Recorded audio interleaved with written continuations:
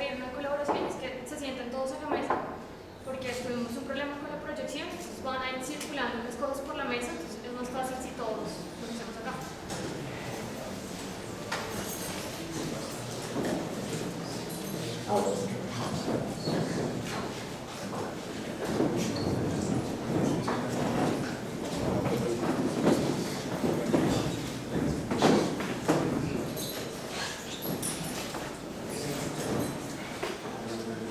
Muchas gracias.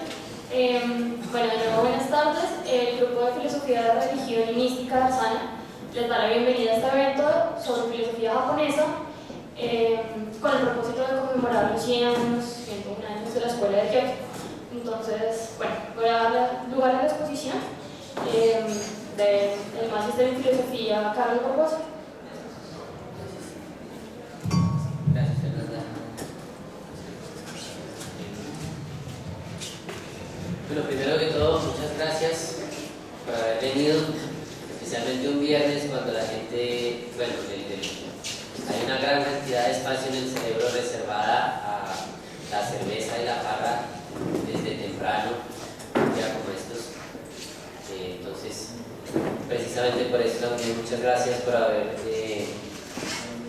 venido al espacio. Lo primero que todo, bueno, ya conocen mi nombre. La iniciativa también, les ha dicho Fernanda, es del grupo de estudios Filosofía de la Religión y Mística Darsana. El grupo, para contar un poquito de dónde viene la iniciativa, comenzó el año pasado, propiamente como tal, o sea, como grupo de Filosofía de la Religión y Mística, pero había nacido de una iniciativa bastante anterior, que era un grupo estudiantil consagrado en general a las filosofías de Asia, y algunos lo conocerán por ese lado.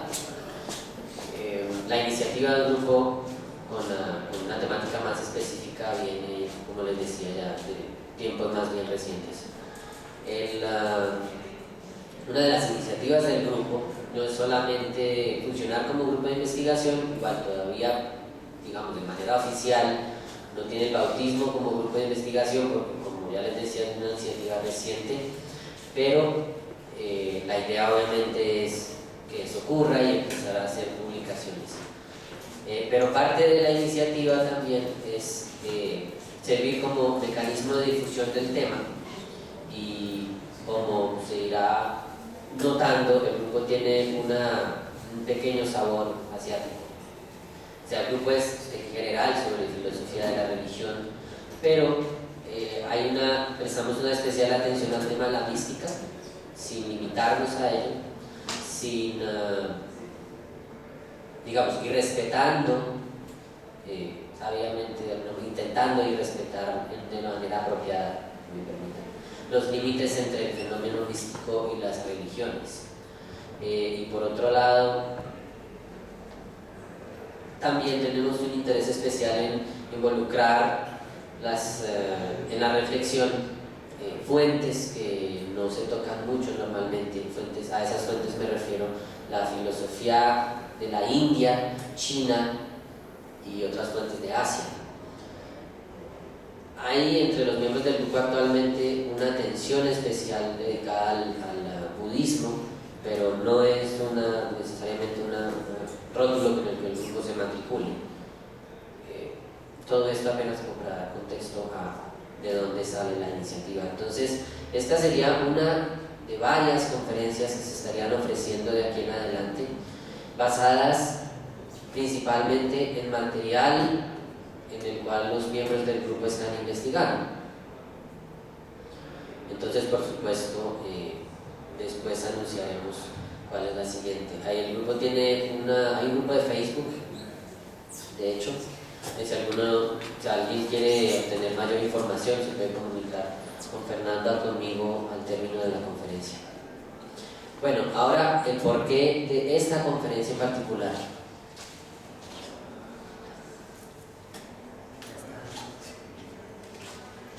El porqué de esta conferencia en particular. Hay un motivo, un hito, digamos, dos hitos que invitan a hacer esta conferencia como la primera de ese ciclo de conferencias al que me refería.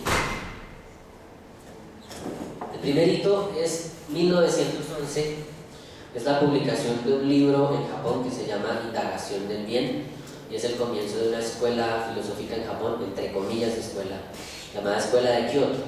Su importancia redunda en el papel que tuvieron, primero, en el impulso de la filosofía original en Japón, y segundo, en el diálogo entre la tradición japonesa y en general la tradición budista con la filosofía europea en el siglo XX. Eso que surge ahí, llamado Escuela de Kioto, cumplió pues por esa razón 100 años el año pasado. Otro hito importante para hacer la conferencia es la publicación el año pasado de un compendio de filosofía japonesa que luce así, y la iniciativa es el resultado de un trabajo de varios expertos en la materia desde hace unos quizás 12 o 13 años. Eso tuvo lugar, la publicación tuvo lugar apenas el año pasado, y el propósito de la publicación es, por un lado, convertirse en un referente en filosofía japonesa, y segundo, precisamente plantear la posibilidad de que la tradición de pensamiento que Japón ha cultivado desde siglos atrás se puede llamar filosofía. Y precisamente eso da pie para comenzar el tema de la conferencia. Se llama filosofía japonesa, y por lo que yo mismo he visto en la universidad, el clima para hablar de filosofía no europea es más o menos favorable, incluso y no solo hablo de la Facultad de Ciencias Humanas, en otros lugares de la universidad también hay una expectativa de encontrar respuestas a ciertas preguntas, tal vez específicas, tal vez de mayor calado. Encontrar respuestas a esas preguntas con el supuesto de que no las hemos encontrado en la filosofía occidental o en las tradiciones de pensamiento de Europa. Y sobre esa cuestión, si acaso podemos encontrar respuestas a esas preguntas en Asia, la respuesta es no, tampoco. Y también sí. O sea, que a lo que me refiero es que el valor de poner en diálogo a la filosofía occidental con otras tradiciones de pensamiento no está en la expectativa de que lo que no encontramos en Occidente, sí lo vamos a encontrar en Asia. Eso sería una doble malformación, o más bien una doble, ¿cómo decirlo? Estaríamos incurriendo en un doble error de esa manera. Primero, la expectativa puede no cumplirse, y eso no quiere decir que las filosofías de Asia no tengan bastante que decirnos. Y por otro lado, la filosofía occidental puede ofrecer más respuestas de las que hemos creído que puede ofrecer. Y precisamente creo que uno de los puntos más positivos y más enriquecedores del diálogo con filosofías de Asia es darnos cuenta, no simplemente que podemos encontrar maneras de pensar y formas de ver el mundo muy distintas y enriquecedoras en esas tradiciones de pensamiento, sino que además podemos reevaluar la manera como entendemos las tradiciones europeas de pensamiento, en general la filosofía occidental. La filosofía occidental es mucho más de lo que generalmente creemos que es. Y creo que una exploración tan solo de una tradición asiática de pensamiento nos puede, por ejemplo, en el caso de la filosofía de la India, solo examinar la filosofía de la India nos puede llevar a revaluar la manera como entendemos la filosofía occidental, por lo que entendemos por filosofía. Y aquí hay un punto importante, desde luego, porque inevitablemente tengo que empezar por esta parte, porque cuando uno habla de filosofía japonesa, lo primero que surge, que no se puede evitar, es, bueno, ¿y entonces qué es filosofía si vamos a hablar de filosofía japonesa? Tradicionalmente, cuando hablamos de filosofía, nos referimos a una tradición que habría empezado en el siglo VI a.C. en Grecia. con Tales de Mileto, si tomamos la palabra de Aristóteles en ese respecto. Y entonces, porque habíamos de hablar de filosofía en rincones donde la influencia de esos pioneros no se sintió en un principio. La cuestión es que si vamos a entender de una manera no tan atada a un origen geográfico, sino de un modo más general, si vamos a entender la filosofía como el ejercicio riguroso del pensamiento y de la reflexión sobre problemas de carácter universal, que por lo menos hasta ahora no se podrían tratar a partir de unos métodos claramente establecidos. Si eso entendemos por filosofía, entonces ha habido eso en la India, en China y en Japón también. Y en el mundo islámico igualmente, aunque la mención al mundo islámico es un caso bastante especial porque la filosofía islámica tiene mucho que ver con la influencia de Aristóteles. Lo llamativo de las otras tradiciones que mencioné es que esa influencia no se sintió sino hasta el siglo XX. Antes no estaba Aristóteles presente, pero había tradiciones de pensamiento y movimiento, tal cual como eso. Se trataban los mismos problemas que ha tratado la filosofía occidental todo el tiempo, de modo general, los mismos problemas. Había metodologías y protocolos de discusión establecidos, escuelas y diferentes posturas. Desde luego no todo es igual, pero ahí está lo interesante. En el caso de, entonces, la conferencia, desde luego, lo que estoy diciendo es una apuesta por pensar que en efecto hay filosofía en Japón. Una curiosidad de este asunto es que en Japón, propiamente hablando, no se considera que la tradición que ellos mismos han tenido desde el siglo VII sea filosofía. Se le llama pensamiento, y hay una palabra aparte para eso. La palabra que en japonés se utiliza para hablar de filosofía, que es tetsugaku, un término que se acuñó a mediados del siglo XIX para traducir precisamente ese término, filosofía, y con ello designar a las tradiciones filosóficas europeas. Inicialmente la filosofía moderna europea, después empezaron a leer a los clásicos, es decir, a la filosofía antigua. Así que en principio, de hecho, de esa manera está organizada la academia en Japón. Si uno va, lo que uno encuentra como departamentos de filosofía, en la mayoría de los casos, se trata de departamentos de filosofía occidental. Y no solo eso, las personas que allí están, los profesores, tratan de hacer filosofía a la manera occidental, es decir, la manera como aprendieron a hacerla desde el siglo XIX. Ese es su propósito. Y eso sería filosofía japonesa solo accidentalmente, es decir, filosofía japonesa porque es filosofía a la europea tal cual que pues por ventura resultaron haciendo en Japón, pero podría haber sido en otro lado.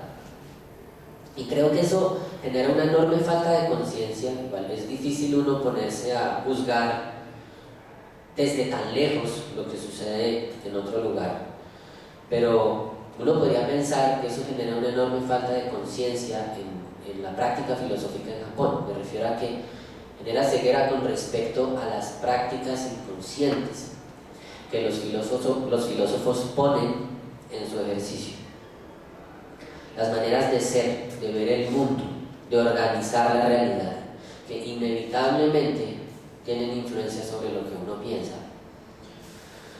Hay una minoría que tengo entendido está creciendo, entre otras, una minoría creciente en el clima académico japonés, que ha tratado de tomar conscientemente el desafío de entenderse a sí mismos, retomar su propia tradición de pensamiento, leer a los autores japoneses clásicos como filósofos y ver qué pasa con eso.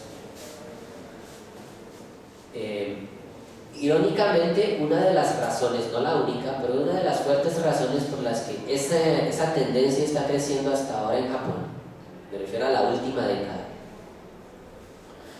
es la constante presión de académicos occidentales en Europa y Estados Unidos, que cada vez les demandan más a los académicos japoneses información y formación acerca de la tradición japonesa.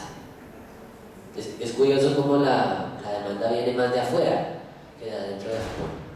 El reconocimiento de la tradición de pensamiento japonesa como filosofía no fue una idea totalmente japonesa. De hecho, el libro del que les hablo, el Compendio de Filosofía Japonesa, es una iniciativa de editores, todos de Estados Unidos o Europa, principalmente de Estados Unidos. Ustedes encontrarán igual, uno encuentra en el libro varios contribuyentes que son japoneses, pero como les digo, hasta el momento considerar los clásicos japoneses como filosofía no es para nada la regla, sino la excepción en Japón. Sin embargo, estamos comenzando a desafiar esa idea. La idea entonces mía hoy es presentar esa tradición de pensamiento como filosofía y ver si eso convence. Inicialmente, para hacer eso habría que ubicarnos históricamente y sociológicamente, en el sentido mínimo de que si hubo algo como filosofía en Japón, naturalmente eso dependió de las condiciones en las que Japón surgió como una cultura. Las condiciones naturalmente fueron muy distintas a las de Europa, y si alguien quisiera explorar esa tradición de pensamiento, echará de menos algunas formas de argumentación o incluso el cuidado argumentativo al que uno está acostumbrado cuando estudia filosofía en Occidente. Sin embargo, hay formas de argumentación. Es otra cosa cuando alguien quiere explorar la filosofía de la India, por ejemplo. El que se meta en eso se va a sorprender de la rigurosidad que tenían los argumentadores indios, básicamente. Había protocolos muy estrictos de debate y de argumentación, y enormes listas de falacias que se habían identificado a lo largo de los siglos. Y se apreciaba muchísimo al buen argumentador y al buen retórico también en la India clásica. Eso es poco conocido. En Japón y en China no es igual, por razones que, bueno, van más allá de lo que podemos abordar en esta conferencia. Pero en todo caso, sí hay algo así como atención a problemas universales del mismo tipo de los que se han tratado en la filosofía occidental, distintas posiciones al respecto y maneras de refutar y de defender la propia postura.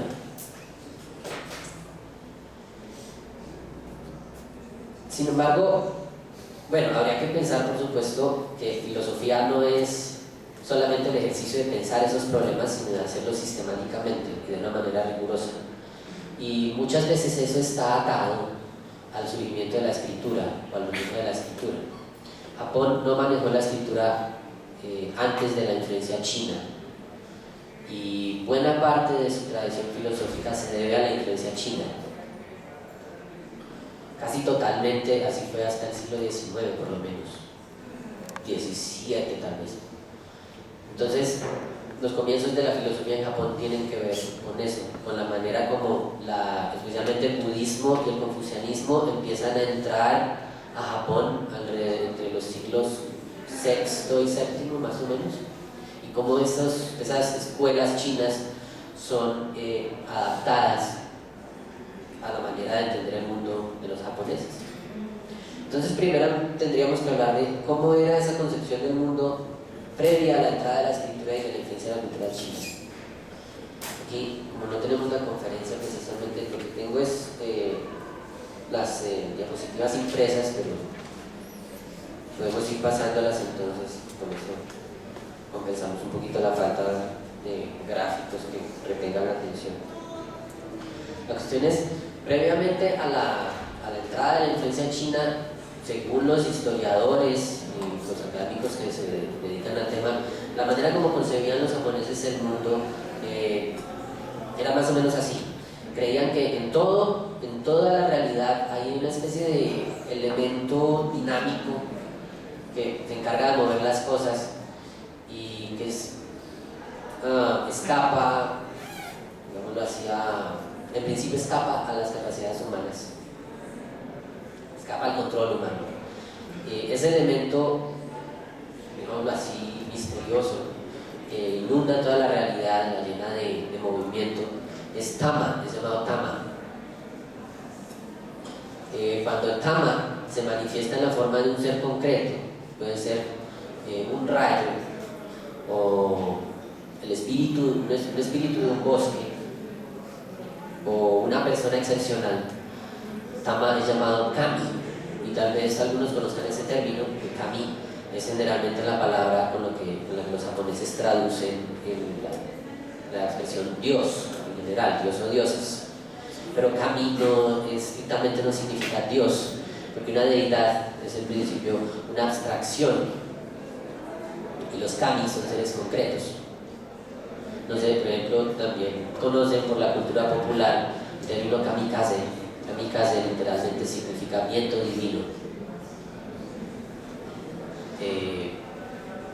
De nuevo, ahí Kami no se refiere a dioses en el sentido de abstracciones de ciertas virtudes o principios de la realidad, sino a seres concretos que andan por ahí en la naturaleza. Puede haber miles de ellos. Cada río tiene un Kami, por ejemplo. En los bosques hay montones de Kamis.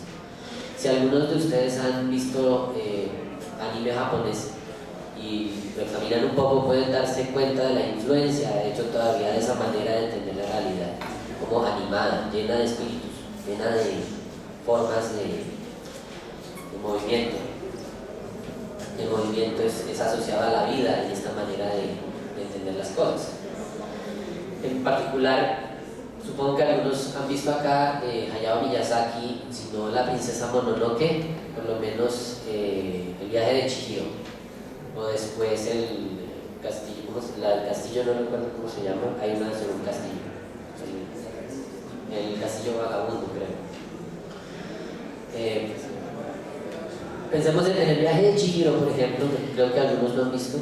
Está lleno de criaturas, montones de criaturas, son tantas que uno se cansa, no puede llevar la cuenta de cuántos bichos raros hay en la película.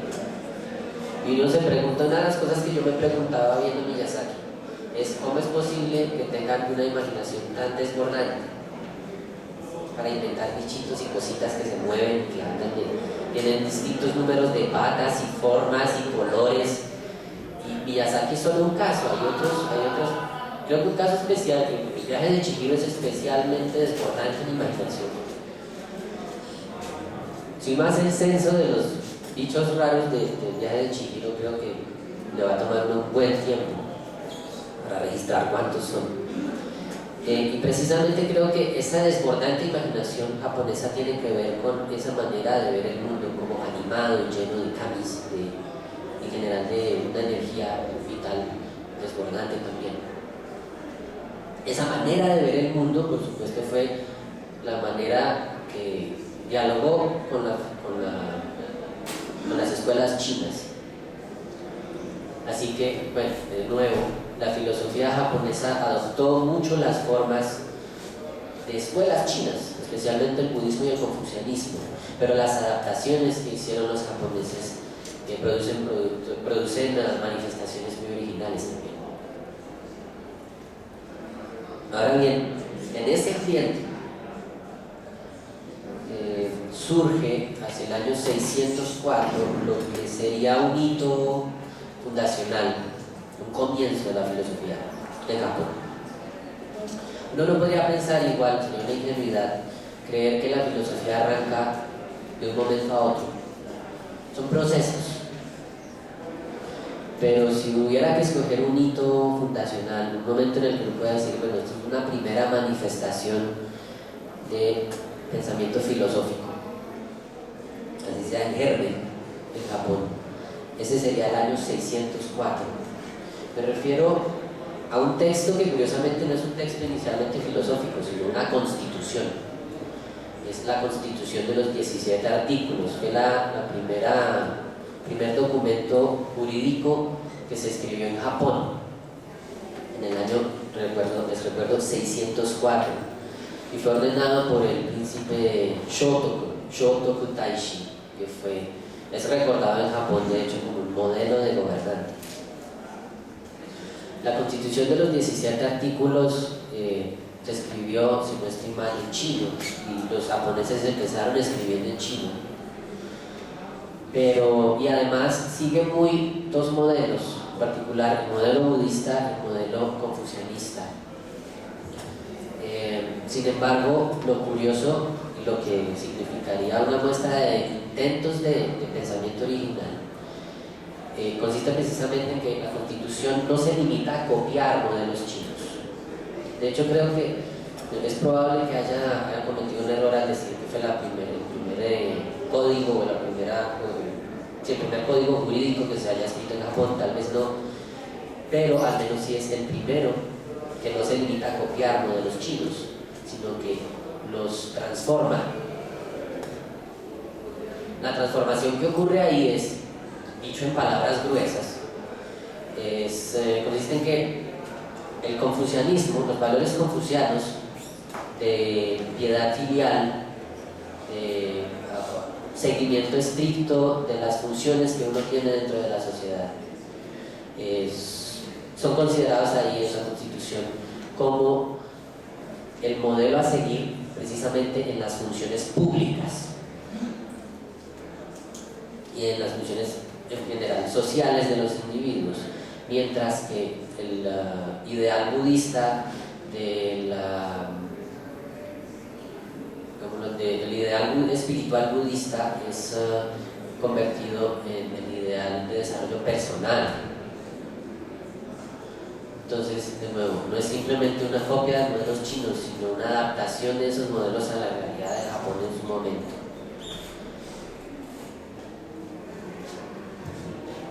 Eso es lo particular de esa constitución. Por demás, la constitución de los 17 artículos de hecho rigió a Japón hasta el siglo XIX, cuando el emperador de su momento, el gobierno de su momento, instauró una constitución nueva, un poco más inspirada en modelos europeos. Sin embargo, hay algunos estudiosos que consideran que ciertas partes de la constitución de los 17 artículos podrían incluso tener todavía validez jurídica, porque la constitución que actualmente rige a Japón, que es la de 1947, simplemente, como es costumbre, deroga solamente las disposiciones que le sean contrarias, no todo lo que las legislaciones o los códigos que hubieran instaurado hasta entonces. Bueno, lo cierto es que es un hito fundacional interesante, pero desarrollo filosófico creativo, intentos de desarrollo filosófico creativo en Japón, no hubo muchos después de la Constitución, sino hasta el siglo VIII. Concretamente en el periodo llamado Heian, del 794 a 1185, hay varios desarrollos interesantes, especialmente asociados al budismo. En una etapa inicial, el budismo es el que empieza a movilizar los intentos de pensamiento original en Japón, y también empiezan a configurarse escuelas diferentes. Esas dos primeras escuelas son Tendai y Shingon. Primero Shingon, que significa verdadera palabra, es fundada por Kukai, y el trabajo de Kukai es muy curioso porque inicialmente se trata de organizar un modelo de organización y jerarquización de las distintas doctrinas budistas, tal como los japoneses las conocían hasta entonces. Por supuesto, las únicas fuentes que los japoneses tenían eran fuentes chinas, pero ya los chinos conocían una gran variedad de posiciones posiciones filosóficas y de escuelas dentro de la tradición budista.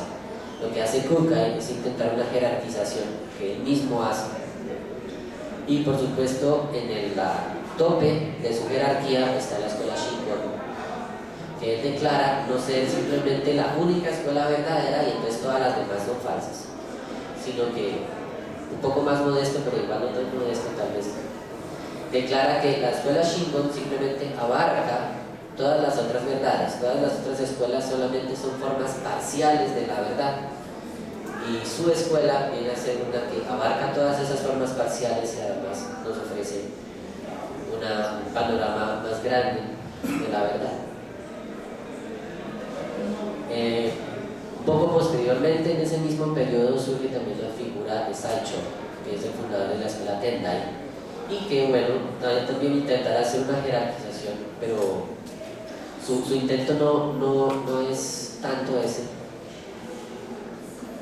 y más bien hay que mencionarlo precisamente porque va a ser un primer interlocutor de la escuela Shingon. Estas dos escuelas tienen la importancia de que el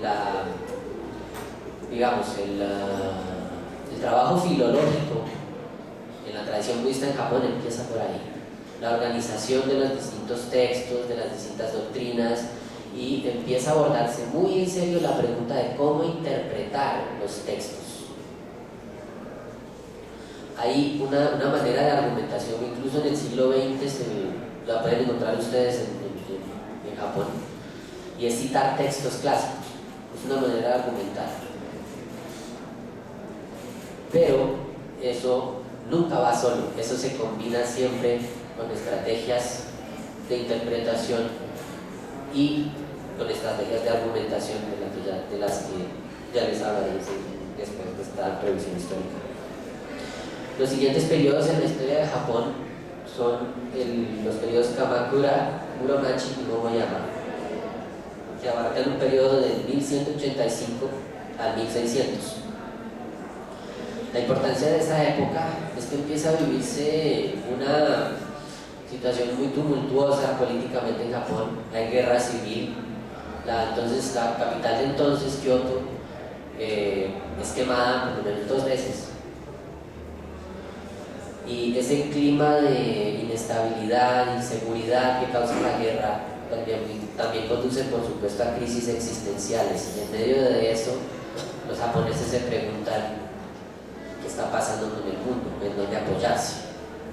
Eso tiene una influencia en la manera como se entienden los textos budistas, porque empiezan a surgir algunas escuelas que tienen un principio llamado Mappo. El Mappo es la idea de que ellos están en la fase final del Dharma, en la fase final de la enseñanza. Esa fase consiste en un momento en la historia en la que ya no se puede practicar porque la gente está muy corrompida y no hay maestros suficientemente hábiles. Entonces hay que responder a esa situación incluso con medidas desesperadas. Hay entonces algunos pensadores budistas que hablan, que sostienen esa doctrina del Mappo. Entre ellos Shinran, probablemente Shinran es el fundador de la escuela de la tierra pura, que entre otras deriva de la escuela Tendai, de la que ya habíamos hablado. No sé si Nichiren es probable que funda una escuela bastante heterodoxa dentro del budismo japonés y en general dentro del budismo. Hay otros, sin embargo, que no sostienen la doctrina del Mappo. El Zen, que para ustedes es conocido probablemente, es una de las ramas del budismo japonés que no apoyan la doctrina del Mappo. Dicen, no hay algo así como una era, no estamos en una era del fin del Dharma, dicen ellos.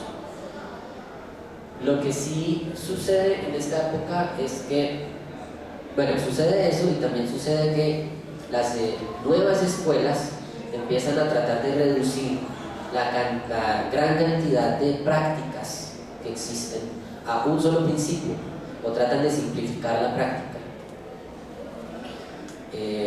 Probablemente eso es también consecuencia de la época de crisis que se vivía, una época en la que precisamente era necesario acercar un poco la práctica de las complicadas teorías budistas a la gente del común.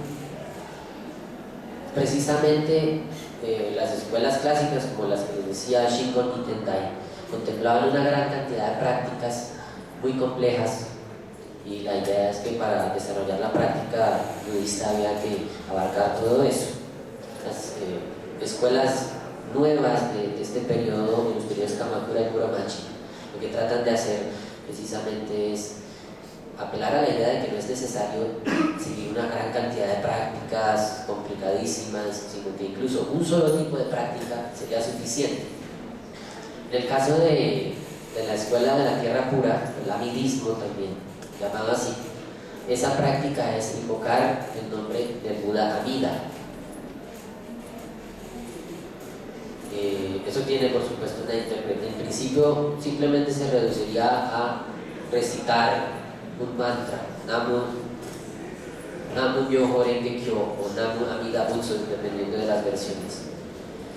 Pero, por supuesto, de una manera, la manera como se entiende en el budismo de la tierra pura, esa recitación no es tan trivial. Por supuesto, hay una idea de que tiene que haber un cierto estado mental que el individuo desarrolle para encontrar el sentido de esa recitación. Y eso es lo que se debe ejercitar. Pero entonces lo que existe en el budismo de la tierra pura es que hay que llevar a la mente a concentrarse en un estado muy particular para poder llegar a la liberación, al despertar que en toda la tradición budista se busca. Por otro lado, Dogen, que surge en el siglo XIII y es el fundador del Soto Zen, de la escuela Soto del Zen, insiste en que esa práctica única es más bien el sentarse, shikantaza, que significa simplemente sentarse. Pero de nuevo aquí, la manera como eso se entiende no es simplemente algo tan trivial como sentarse en posición de loto y hacer la práctica de meditación con todas las reglas que lo supone. El asunto de simplemente sentarse se refiere más bien a una condición o la práctica de una condición mental en la que el individuo está abierto a la experiencia, abierto a todo lo que la experiencia presenta o todo lo que se presenta en la experiencia. Son dos tipos muy diferentes de entender la cosa. Mientras que en el budismo de la tierra pura, ven ustedes cómo se insiste en que es necesario que el individuo encuentre una especie de estado más bien restringido. Sí, tal vez estoy entendiendo mal igual la idea, pero mientras eso es así, eso sería así en el budismo de la tierra pura. En el Soto Zen, la idea, por el contrario, es más bien mantener una actitud abierta a la experiencia, completamente abierta, sin rechazar nada, sin aferrarse a nada. Ahí no quiero tanto profundizar en qué consisten estas ideas, porque de nuevo eso sería materia de una conferencia aparte. Lo que quiero ilustrar es más bien cómo empiezan a configurarse los debates dentro del budismo japonés. Uno de esos debates, por cierto, entre esas dos escuelas es también el debate Tariki y Jiriki. Tariki en japonés significa otro poder y Jiriki significa el propio poder. Clásicamente, el budismo de la tierra pura diría que no es posible que uno despierte a la realidad mediante sus propios esfuerzos. Es necesario la influencia de un poder distinto, exterior a uno. Esa noción, algunos podrán notar que es similar a la noción cristiana de la gracia. De hecho, uno no se salva solo, sino que necesita una influencia de un poder distinto a uno, que vele por uno incondicionalmente. Pero si uno no tiene la actitud de estar abierto a esa fuerza exterior, es imposible que uno logre despertar. En el Soto Zen, en el Zen en general, por el contrario, se insiste en que solamente los propios esfuerzos le permiten a uno despertar a la realidad tal como es. Uno no va a encontrar ese despertar en nadie puede revelárselo a uno. Solamente es mediante los propios esfuerzos que eso se puede lograr.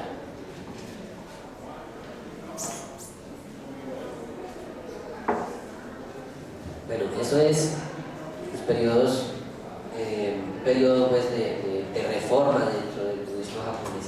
Ustedes se preguntarán, bueno, hablé del confucianismo y sin embargo hasta el momento parece que la responsabilidad del pensamiento original en Japón estuvo cargada sobre el budismo y parece que esa es la situación. Sin embargo, después viene un cambio político en Japón. A partir del 1600, luego de una fuerte guerra civil, en el que un shogun en particular, el shogun de la familia Tokugawa, se hace al poder, se convierte en la cabeza del poder dentro de Japón. Viene una serie de reformas políticas y fuera de eso, un cerramiento de Japón al exterior. Ya en el siglo XVI, los japoneses habían recibido alguna influencia occidental a partir de lo que los holandeses les contaban. Incluso habían aprendido a manejar las armas de fuego a partir de eso. Hay una historia que puede ser de pronto un poco verídica. La historia dice que precisamente unos navegantes holandeses, ya ustedes saben que en esa época los holandeses fueron de los pioneros en la navegación en el mundo, pero en fin, unos de ellos habrían zozobrado en costas japonesas. Cuando llegaron allá, llegaron con algunas armas y con algunas provisiones. Nos encontraron unos locales, unos nativos, y ellos habían sido los primeros japoneses en tener armas de fuego. Obviamente no sabían cómo funcionaban nada. Los holandeses les enseñaron a usar los arcabuces y después, 10 años luego, los japoneses ya estaban empezando a usarlos y fabricarlos inclusive. La versión puede ser una leyenda tal vez, pero el caso es que sí se puede decir que los japoneses aprendieron bastante rápido. Empezaban a fabricar incluso cañones. Pues muy bien, en la época Tokugawa, que empieza en el 1600, la era Tokugawa más propiamente dicho, la influencia exterior es muy limitada. Solamente los holandeses en particular pueden entrar a Japón y comerciar, pero solamente en 2 puertos, uno de ellos el puerto de Yokohama. No pueden estar en ninguna otra parte. Sin embargo, el bichito que picó en Japón en el siglo XVI caló en la mentalidad de algunos pensadores, y a partir de lo que conocieron por los holandeses empieza a formarse cierto interés en la filosofía natural y en las ciencias. Incluso hubo avances importantes en matemáticas que, bueno, desconozco su origen. Eso tiene incluso nombre, Rangaku. Era en general el término con el que se denominaba el estudio de las cosas de Holanda, es decir, las cosas occidentales, pero ellos les llamaban las cosas de Holanda precisamente porque las conocían por los holandeses. Y en el periodo Tokugawa empieza a desarrollarse esto con bastante intensidad. De esa época también hay que destacar, volviendo al asunto del confucianismo, que ya el budismo empieza más bien a tener un trabajo más filológico y de clasificación de los textos, y el confucianismo es el que empieza a tomar la iniciativa del pensamiento original. Por ese lado, por ejemplo, uno tiene a Kaibara Enken, que trae ideas neoconfucianistas de pensadores chinos, siglos XV y XVI, y empieza a integrar elementos del budismo y del taoísmo dentro de sus sistemas. Por otro lado, pensadores como Miura Maien se ven fuertemente interesados, como les decía, en la filosofía natural.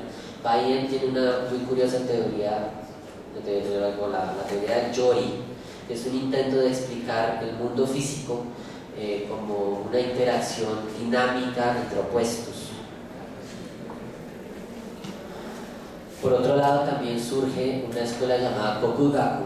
Kokugaku es el término japonés para estudios nativos o estudios nacionales, y se refiere al esfuerzo de algunos intelectuales en ese periodo Tokugawa de volver a las raíces de la identidad japonesa. Y esas raíces tienen que ver con la concepción del mundo que tenían antes de la influencia china, de la que hablamos al principio.